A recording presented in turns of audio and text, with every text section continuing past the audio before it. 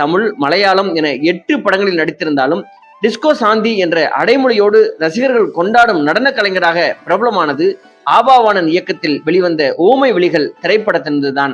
1986ஆம் ஆண்டு விஜயகாந்த், அருண் பாண்டியன், சந்திரசேகர், ஜெய்சங்கர், ரவிச்சந்திரன் என ஒரு மிகப்பெரிய நட்சத்திர பட்டாளங்கள் நடித்து வெளிவந்த இந்த திரைப்படத்தில் சசிரேகா அவர்களின் குரலில் வரும் ராத்திரி நேரத்து பூஜை என்ற பாடலில் கவர்ச்சி நடனம் ஆடுவார். இந்த பாடல் ரசிகருடைய மிகப்பெரிய வரவேற்பு பெற்றதோடு டிஸ்கோ சாந்தி இந்த பாடலில் தனது நடனத்தின் மூலம் பிரபலமாயிருக்கிறார்.